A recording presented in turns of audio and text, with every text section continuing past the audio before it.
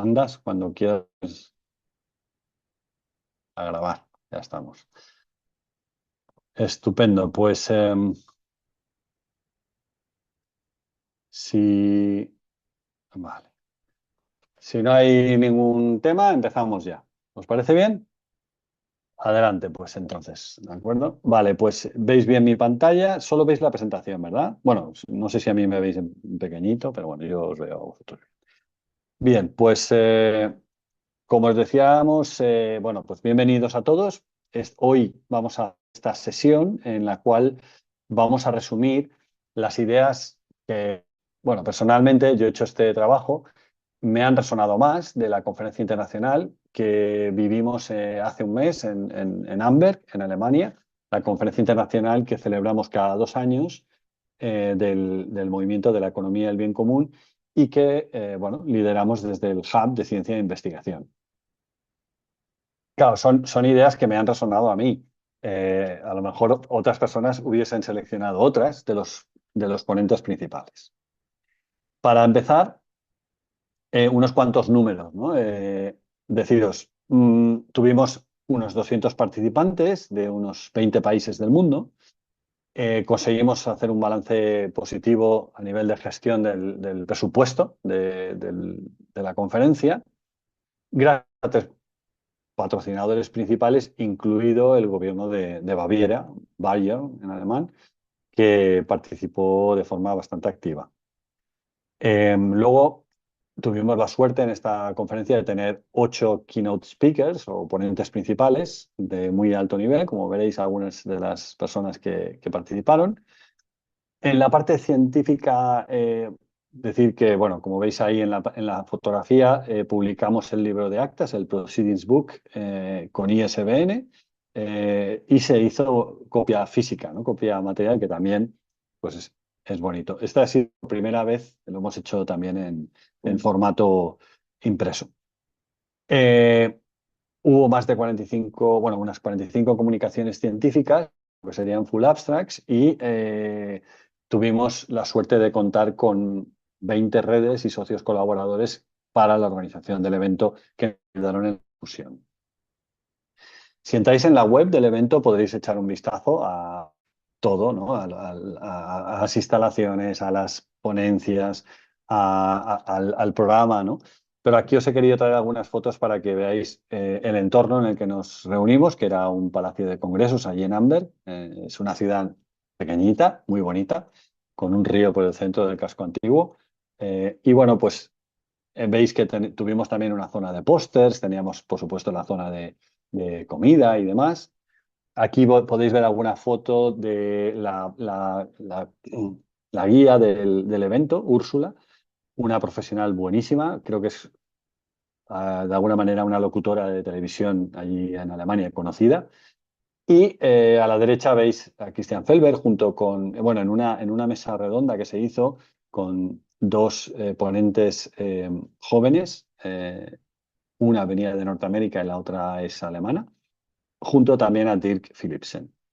Y abajo a la izquierda veis una foto de algo que a mí me gustó muchísimo de este evento y es el entusiasmo, la pasión de la gente joven, de los estudiantes jóvenes, estudiantes y candidatos a doctorado, que les encantaron los contenidos y que nos preguntaban cómo podían hacer para ayudar a llevar a la práctica algunas de las ideas que salieron durante la conferencia y que siempre nos preguntamos, ¿no? Entre una conferencia y otra, ¿qué más hacemos, ¿no? Bueno, hacemos muchas cosas, como iremos discutiendo después. Pero vamos a entrar al tema.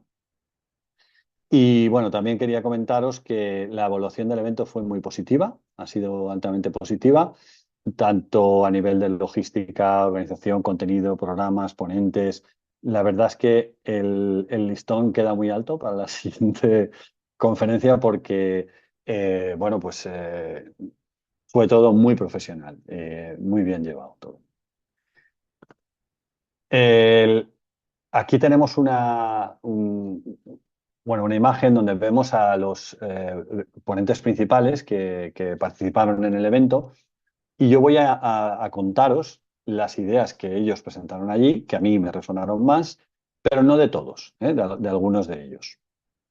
En concreto, pues vamos a entrar en harina y aquí tenemos el primero de ellos, venía de Estados Unidos, de la Universidad de Duke, es Dirk Philipsen, es autor de varios libros, ¿no? Aquí tenéis dos de ellos que, bueno, que a mucha gente, bueno, pues le puede sonar. Me llamó la atención que hizo una ponencia totalmente sin soporte visual, es decir, una ponencia hablada, orada, y luego fue muy amable porque nos dio la transcripción, bueno, la transcripción no, el script, el guión que había utilizado para su ponencia, lo cual nos vino muy bien, ¿vale? ¿Qué ideas nos presentó? Bueno, él es experto en la idea de la propiedad privada. Y entonces, bueno, primero hizo un poquito de historia hablando de cómo hemos pasado de bienes comunes a activos, ¿no?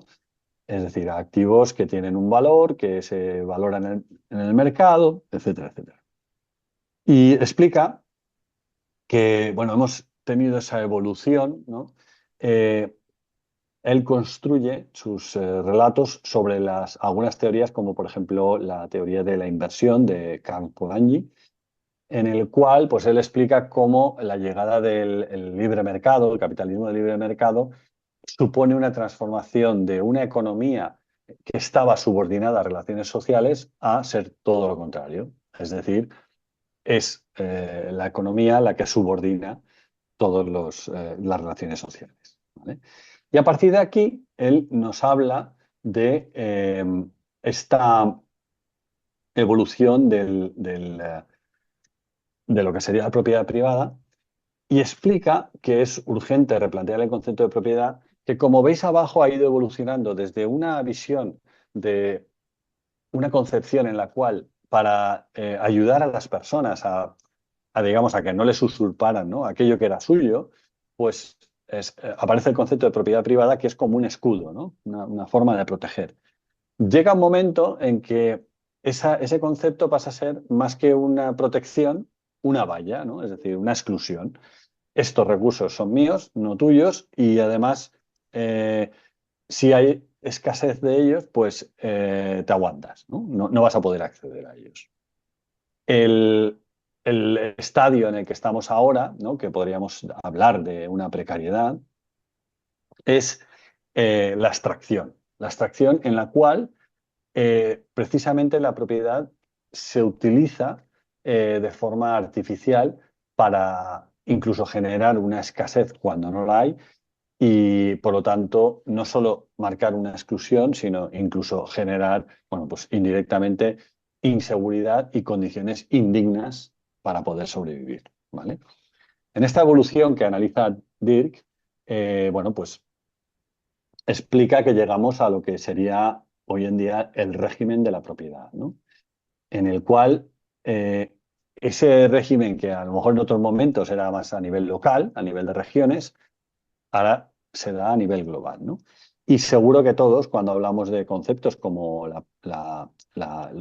bueno, el mercado inmobiliario, las casas, las viviendas, o cuando hablamos de algo muy en boga hoy en día, como es la Internet bueno, en la inteligencia artificial, pues vemos que eh, se está creando una situación de este régimen, de esta exclusividad, de una forma muy agresiva, muy artificial y generando una exclusión que en muchos casos, bueno, pues desemboca en un incremento de la desigualdad muy, muy importante, ¿no?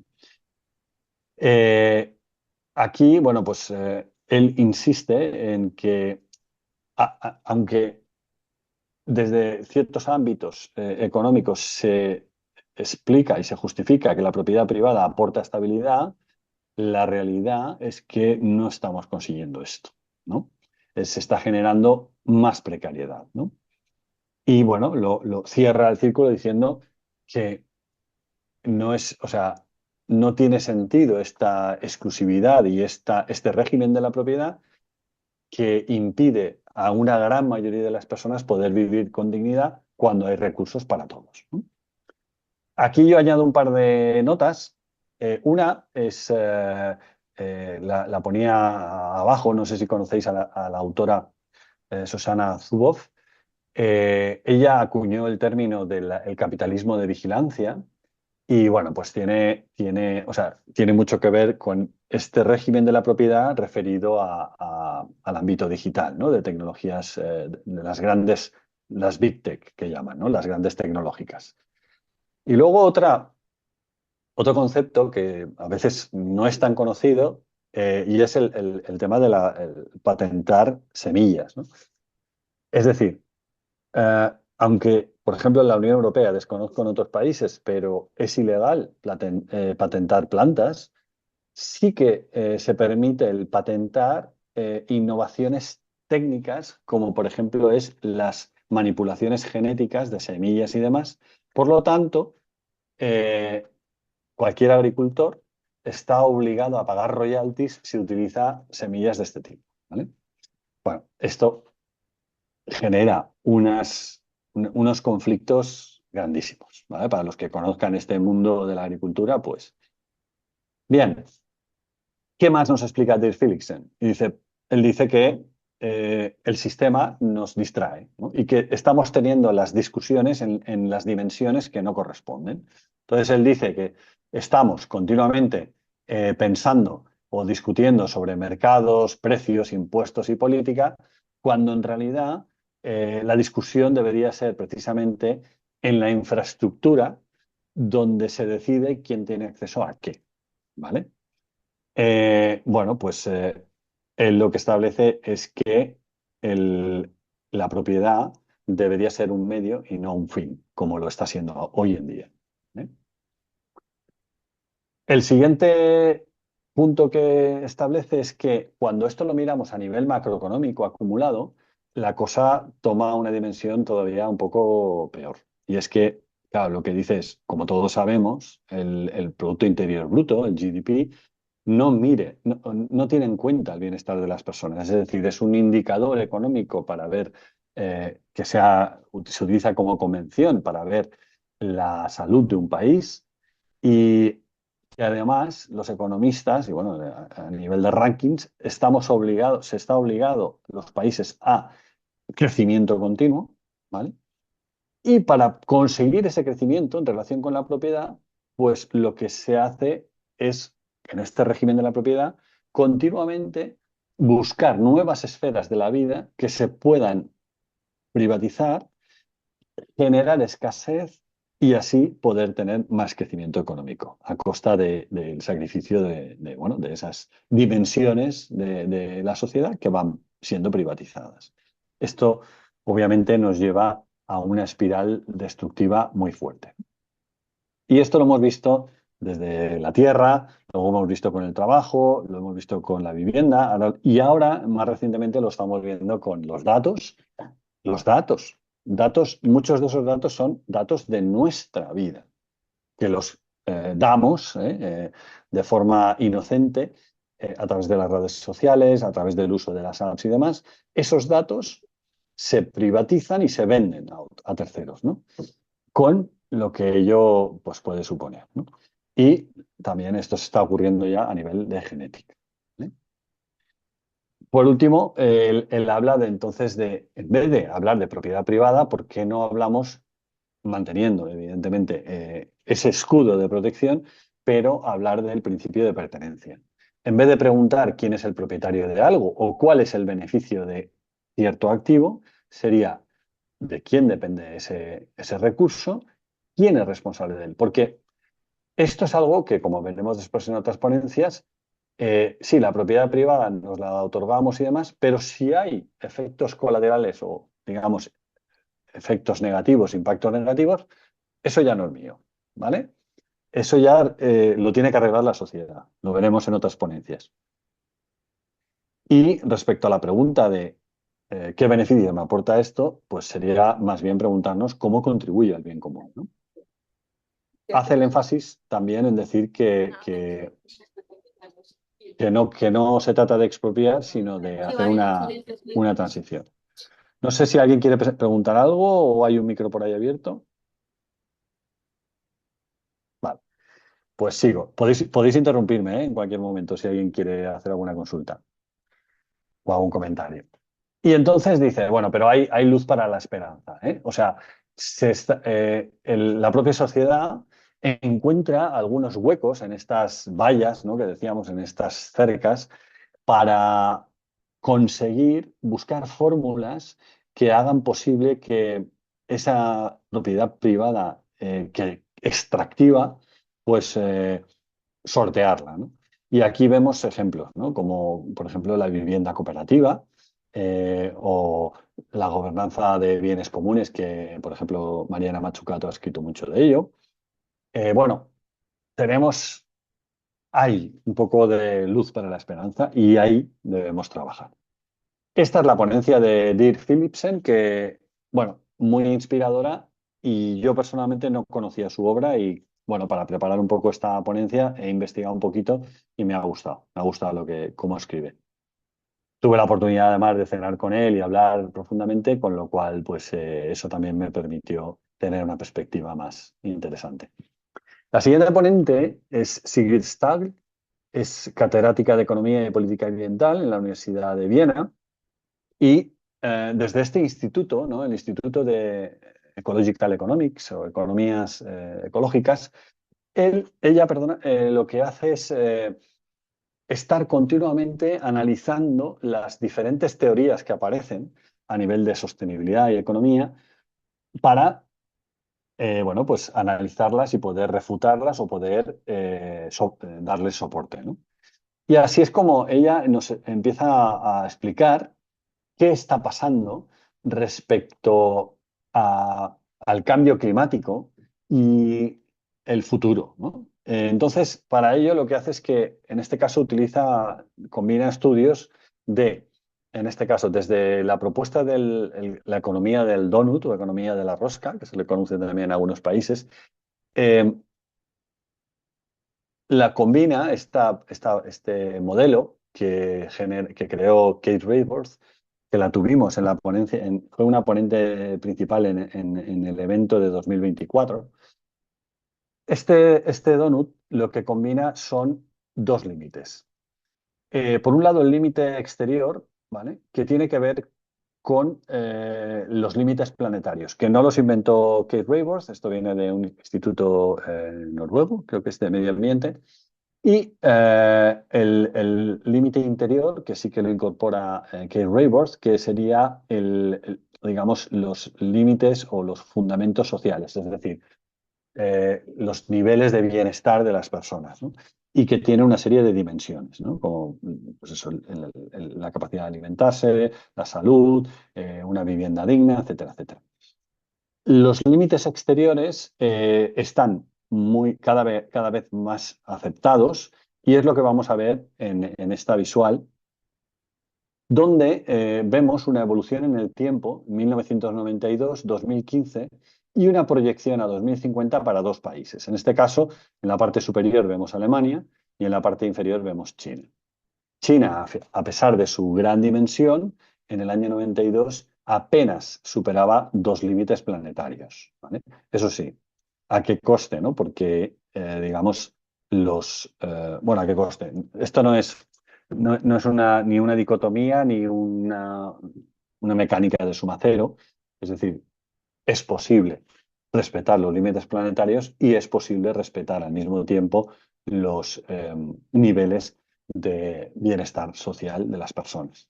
Bueno, en el caso de China, como veis, el anillo interior estaba bastante deteriorado en cuanto al bienestar de las personas, pero solo superaba dos límites planetarios. En el caso de Alemania y en el caso de la mayoría de los países que podemos llamar desarrollados, eh, el nivel de bienestar se ha hecho muchas veces a costa de sacrificar límites planetarios, ¿vale? Y aunque podemos ver en la evolución a 2015 que algún límite planetario se ha reducido, lo cierto es que otros han aumentado, ¿vale? Eh, la proyección para el año 2050, y como vemos también en el caso de China, es un poco, bueno, es muy preocupante.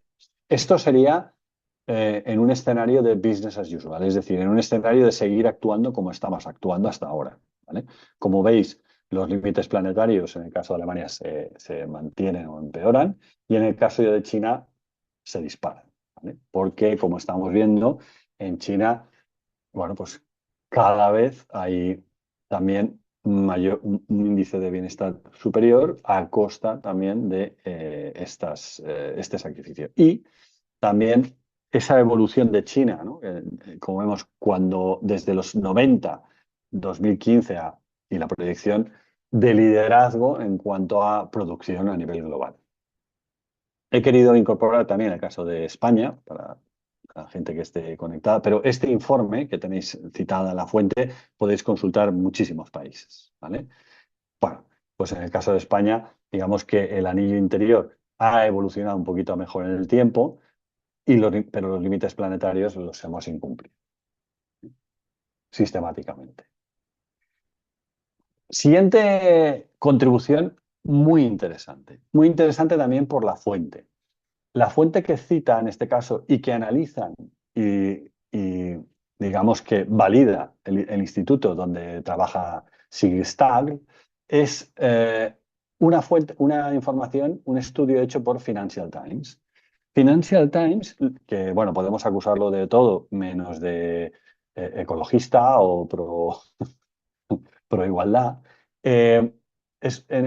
bueno, en este artículo lo que presenta es una llamada urgente a actuar. ¿Por qué? Porque el argumento que expone es que el impacto en el negocio de bueno, el cambio climático va a ser catastrófico. Es decir, como veis en la gráfica de la derecha, si no hacemos nada, la barra que veis a la derecha del todo explica que el no hacer nada tendría un impacto del 40%, es decir, unas pérdidas de un 40% sobre los resultados de las compañías de aquí a 40 años. ¿Vale? Es decir, si hacemos algo para luchar contra este cambio climático, seguramente el impacto, ¿vale? Como veis aquí en los diferentes escenarios, el impacto será mucho menor en las pérdidas que se ocasionarán a los negocios. Si hacemos poco y tarde, bueno, pues las pérdidas estarán en torno al 25% en los negocios. O sea, estamos hablando aquí de porcentajes, parece poco, pero pensemos que la mayoría de los negocios, la mayoría de los países en sus balances o en sus cuentas, eh, están trabajando con márgenes del 10, 15%, los mejores un poco más. Es decir, estos escenarios les dejan totalmente en inviabilidad. Si hacemos cosas, pero las hacemos de forma desordenadas, el impacto estará entonces en torno al 12%, algo así. Y si buscamos, como queríamos, ¿no? Desde el Green Deal, etcétera, etcétera, llegar en 40 años al impacto cero, es decir, no a regenerar o tener un impacto positivo, no, simplemente impacto cero, ¿vale? Las pérdidas serían de un 10%. Bueno, cuanto menos un argumento interesante, ¿no? Viniendo además de una fuente como es el Financial Times. Otro punto de vista, dice, bueno, pues tal como vimos en el informe Draghi, bueno, en otros ámbitos, en otros países, ¿no? Estamos viendo, jolín, pero tenemos que tener economías fuertes en cuanto a una política industrial presente, ¿no? Con un papel importante a nivel global. ¿Esto cómo se combina? ¿No? Y bueno, ella hablaba del efecto Reina Roja de Alicia en el País de las Maravillas. Sabéis que sale la Reina Roja que está corriendo siempre y le pregunta a Alicia, ¿por qué estás corriendo? ¿No? Y dice, pues porque es que si me paro, me, me quedo atrás, ¿no? Bueno, pues esto es lo que nos viene a ocurrir a todas las economías, a los países, a las regiones, a nivel del escenario global. Interesante. Y aquí meto una nota de una conferencia de hace 2 semanas que dio Mariana Mazzucato en Barcelona, donde hizo mención a esta famosa frasecita que se está repitiendo mucho, ¿no? Este mantra de Estados Unidos innova, China replica y Europa regula. Ella, de una forma no tan educada como pongo yo aquí, donde digo es completamente errónea, ella dijo, no, eso es, lo voy a decir en inglés, es bullshit, ¿vale? Dice que esto no es cierto, ¿vale? Es cierto que necesitamos economías fuertes, es cierto que necesitamos políticas industriales fuertes, pero eso no significa ni que Estados Unidos innove, ni que China replique y que Europa esté regulando. Bien, otro ejemplo que pone. Sí, os pediría, no sé, si alguien quiere... Ah, vale, perfecto, ya está. Otro ejemplo interesante que pone es un proyecto que a lo mejor no estáis familiarizados con él, es el proyecto Stegra, que se lleva a cabo en Suecia, que lo que busca, el objetivo que busca, y yo he añadido esta gráfica, ¿vale? Para ayudar a explicar un poquito lo que se pretende hacer, y es la producción del acero de una forma sostenible. La producción del acero genera un impacto negativo terrible. ¿Por qué? Pues porque primero el acero lo tenemos presente en todo está, es necesario, lo necesitamos para, digamos, nuestras infraestructuras, nuestras casas, para todo. Eh, pero el impacto es tremendo. Entonces, el proyecto Stegra lo que busca es llevar a cabo un modelo de producción sostenible del acero que sobre el papel es viable. Lo que pasa es que, como dice Sigrid Stagl, estos proyectos industriales necesitan inversiones muy grandes, muy grandes. Es decir, no lo puede hacer un país pequeñito, ¿vale? Por sí solo. Entonces, cuando tenemos una gran potencia, ya sea China o sea Estados Unidos, en sus grandes proyectos hacen grandísimas inversiones. Esta llamada de Sigrid dice, este proyecto que se inicia en Europa ha requerido de 1.400, perdón, sí, millones de euros adicionales respecto al presupuesto inicial porque no era, bueno, pues entró en bancarrota, ¿vale? Bueno, pues es una lección que nos hace entender hacia dónde tenemos que ir. La siguiente teoría que analizan desde este centro de estudios es las teorías que hablan del desacoplamiento, ¿vale? Y bueno, como veis en esta gráfica, o sea, el desacoplamiento, para aquellos que no estén familiarizados, habla de conseguir un crecimiento económico continuo, infinito, perpetuo, ¿no? Es lo que promueve el capitalismo, que no se lo cree nadie porque es imposible el crecimiento infinito, pero bueno, un crecimiento del Producto Interior Bruto al tiempo que somos capaces de reducir el impacto negativo que conllevan muchas de las prácticas asociadas a ese crecimiento, ¿vale? Lo que viene a concluir en sus estudios es que esto es imposible. Es decir, no hay ninguna evidencia científica que demuestre que podemos compensar los efectos del crecimiento económico con un desacoplamiento del impacto que conlleva, ¿vale? Lo que sería necesario es el desacoplamiento absoluto suficiente, ¿vale? Pero lo que dice Sigrid es que para tenerlo en cuenta de forma correcta, lo que hay que incorporar es la huella material, incorporando o teniendo en cuenta los materiales importados. Es decir, no vale hacer el cálculo del impacto en un país que está externalizando a otro país la contaminación, la explotación de las personas, etcétera, etcétera. ¿Vale?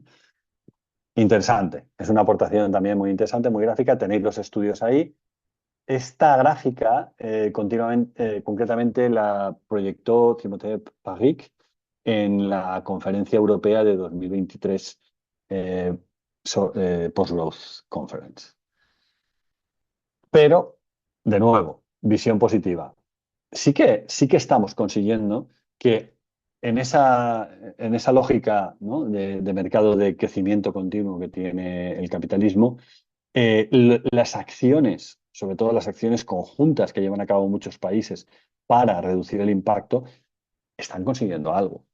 Tristemente, no lo que necesitaríamos. Es decir, el desacoplamiento tendría que ser muchísimo mayor, ¿vale? Pero se está teniendo efectos, esas políticas están teniendo efecto.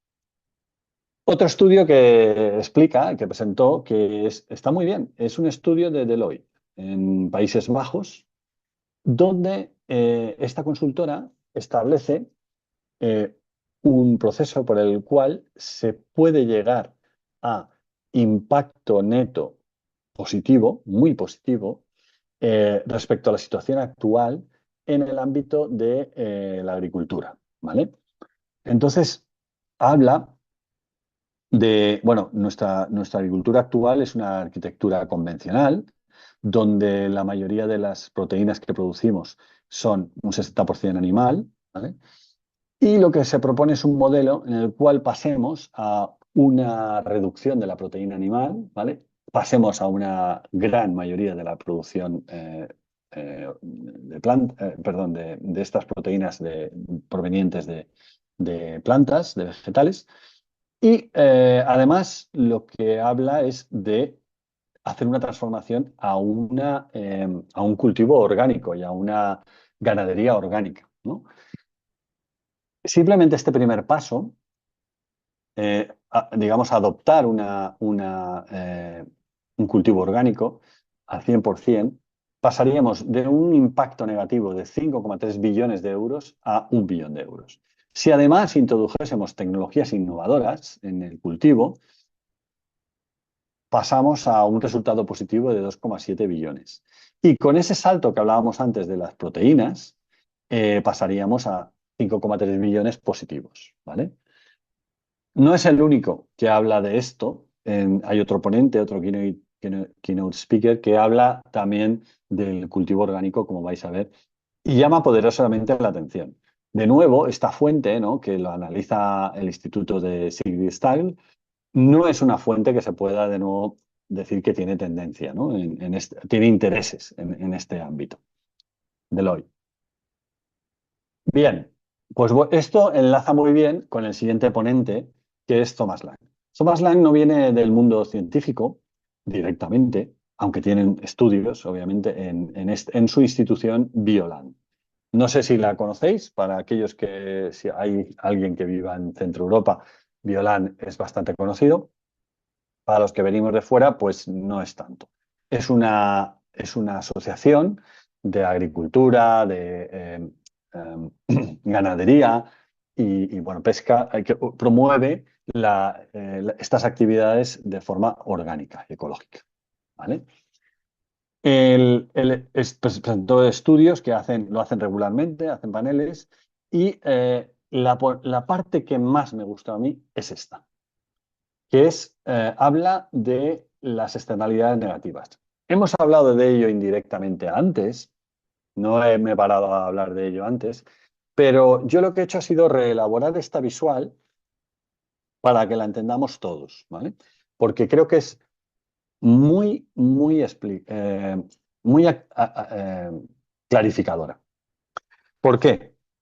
Lo que plantea desde Violán, su director ejecutivo, es que desgraciadamente a la sociedad se suele transmitir una responsabilidad, una carga que no está bien. Y se le pregunta al consumidor por qué no consume más producto orgánico, ¿vale? La respuesta la vemos en la gráfica de forma muy sencilla. El pan orgánico, pues pongamos que cuesta casi el doble que el pan convencional o industrial. Esto lo podemos trasladar a tomates, a cualquier otro producto, ¿vale? Es decir, de forma nada justa, se le pregunta al consumidor por qué no apuesta más por el producto orgánico. Claro, el consumidor dice, vamos a ver, si yo tengo un salario muy justo, desgraciadamente no me puedo permitir pagar el producto orgánico, porque casi cuesta el doble. Lo que nos llama la atención este ponente esta no es la cuestión. La cuestión es, dejemos que los ciudadanos decidan dónde quieren dedicar su dinero. Sí, a pagar impuestos para reparar el impacto negativo de malas prácticas de empresas industriales, o a comprar productos orgánicos justamente elaborados. Y entonces lo vamos a ver en esta gráfica que yo he elaborado a partir de la información que viene en el informe, los datos que tenéis en el informe y que os podéis descargar. Cuando vamos al supermercado, el pan, vamos a pensar que esto está en kilos, ¿vale? Costaría pues prácticamente, bueno, 1,4 euros, vamos a decir, un pan convencional industrial. Mientras que el mismo pan orgánico, o sea, el equivalente en peso de pan orgánico, estaría costándonos unos 2,7 euros. ¿Vale?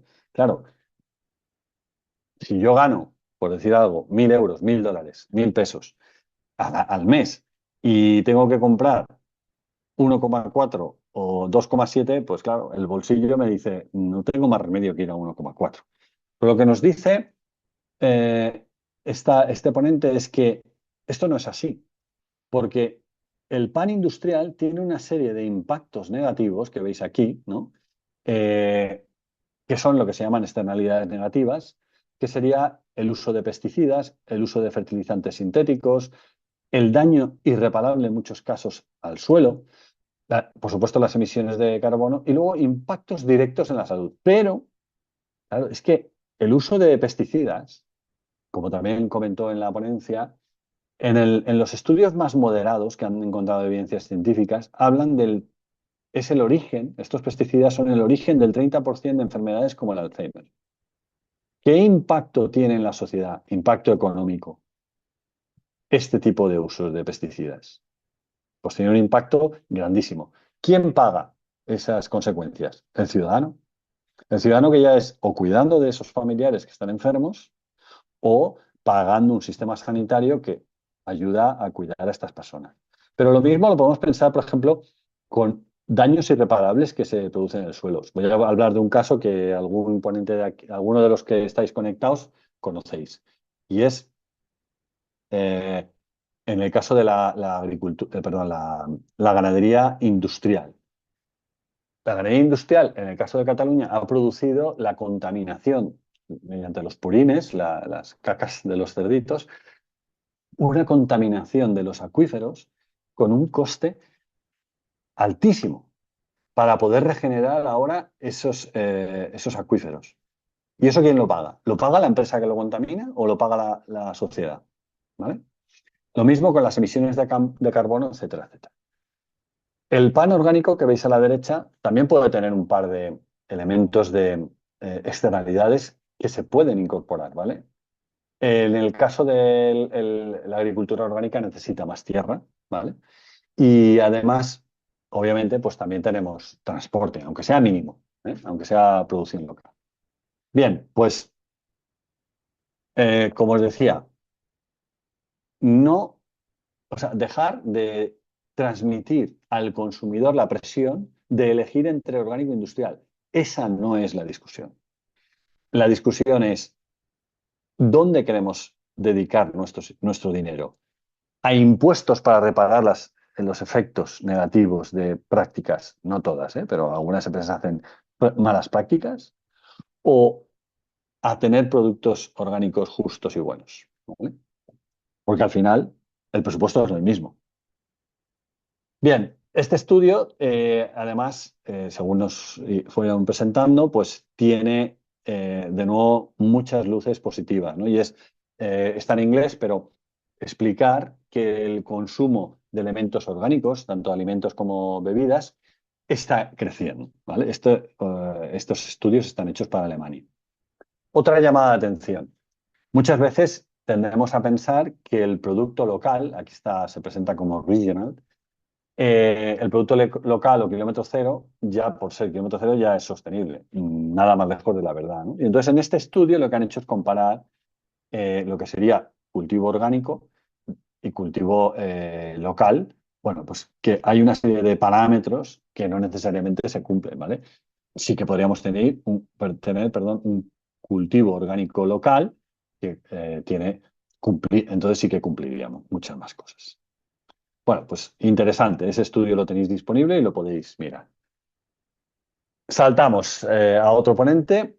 Este ponente, Levis Akenji, es el director de Hot and Cool, un instituto que hay en Alemania, en Berlín, desde el cual hacen también muchos estudios sobre sostenibilidad y economía. Y bueno, él personalmente además es miembro del Club de Oro.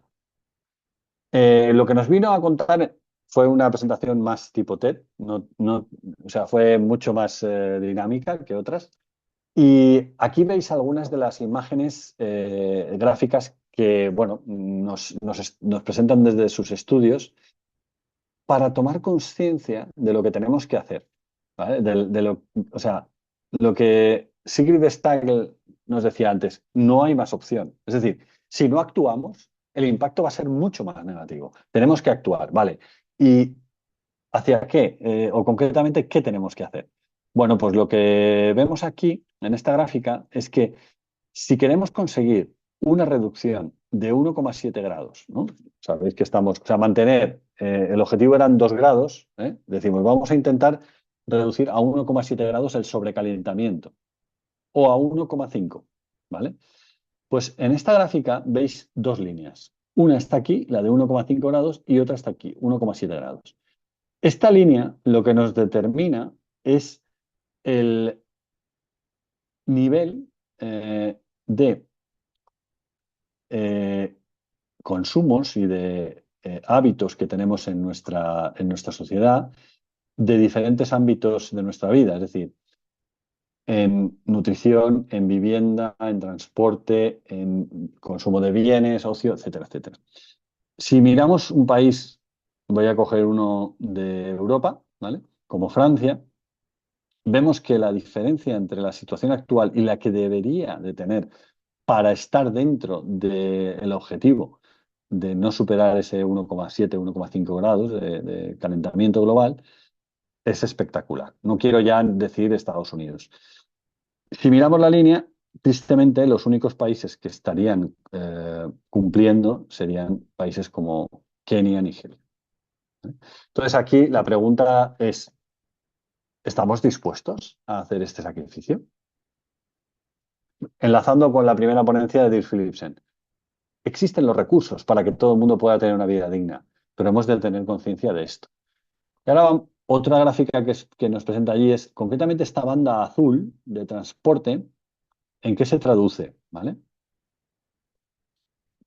La barra de transporte, mayoritariamente, bueno, aquí tenéis la gráfica, en algunos países es casi tanto el impacto de volar, de utilizar el avión, como utilizar el coche. En el caso de Estados Unidos tienen una cultura muy en torno al coche, en torno al vehículo.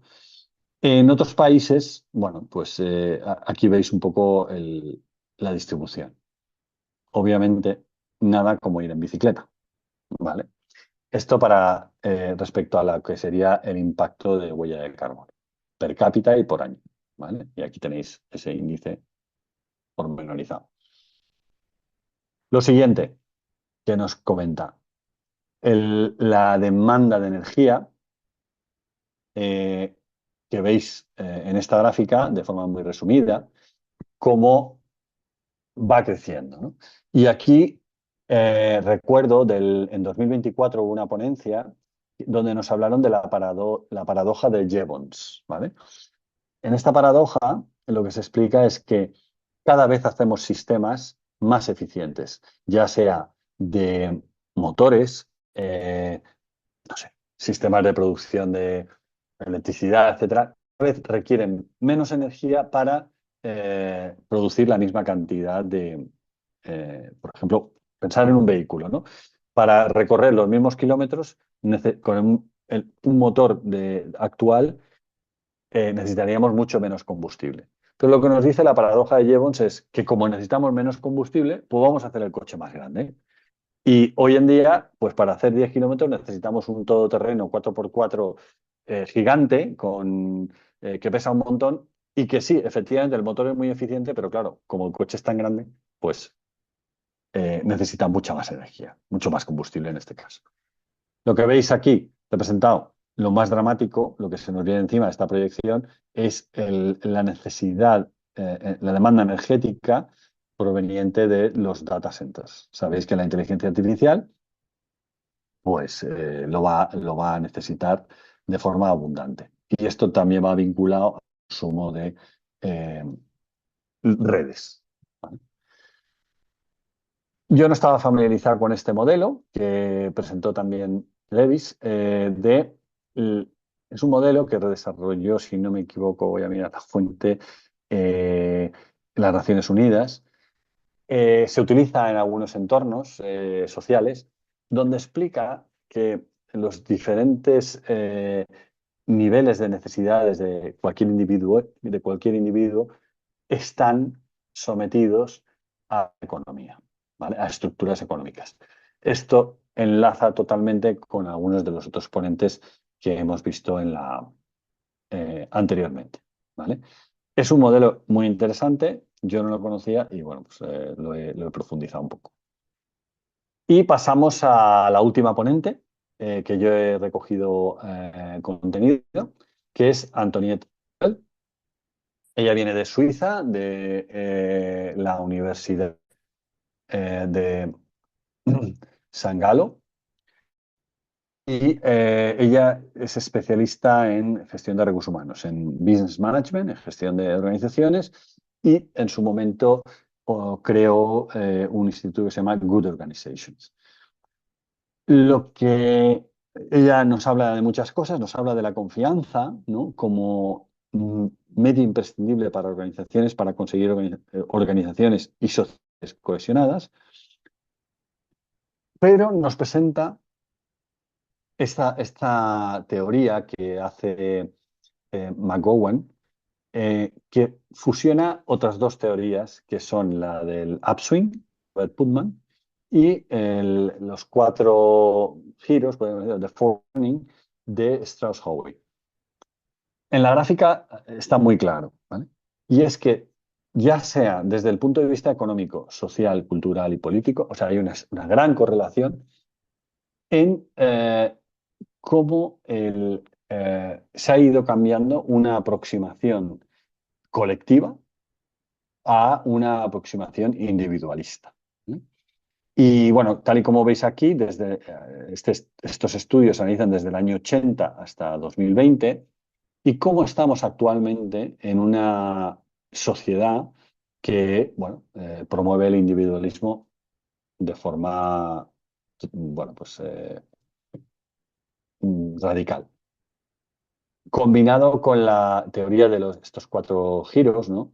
Que habla de, bueno, no sé cómo lo traduciríamos, sí, auge, despertar, desintegración y crisis, ¿vale?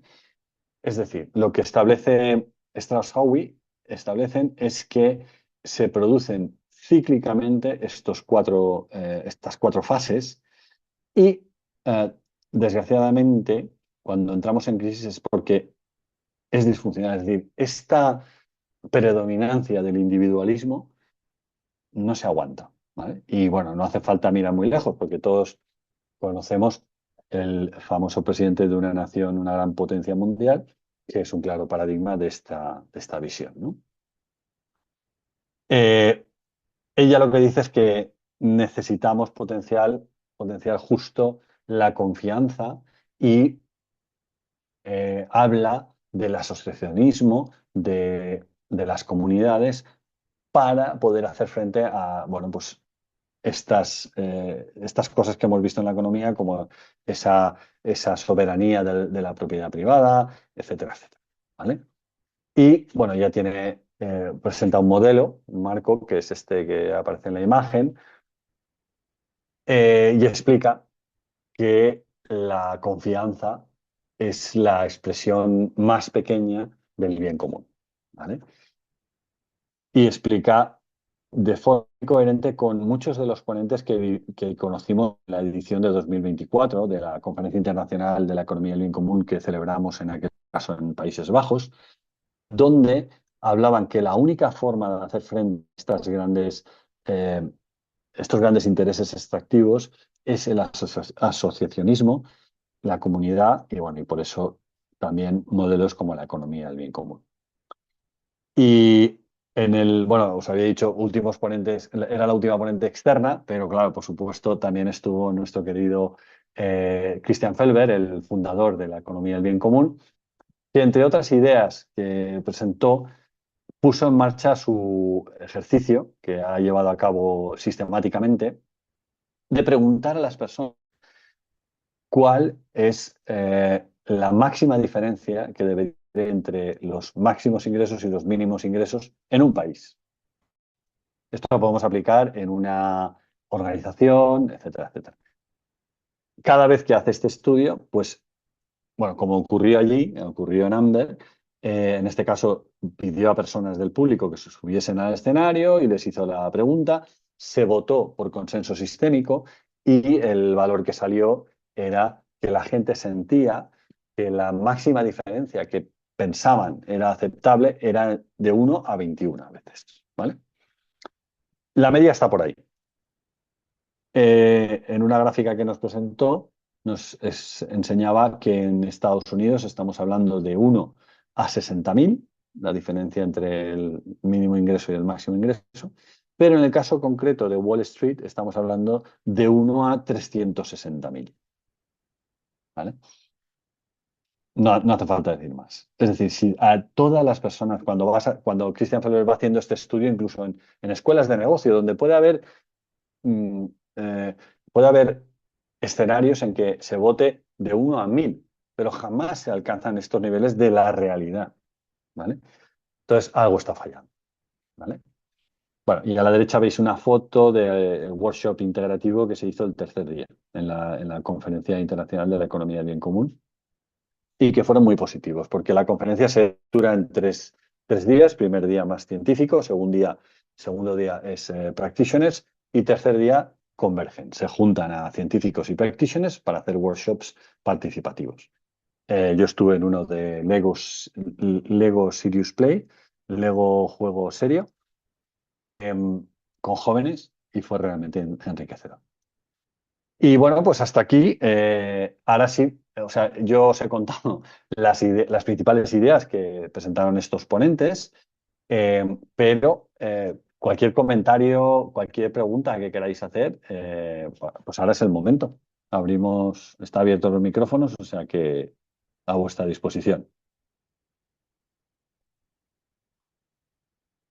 Podéis abrir las cámaras los que queráis.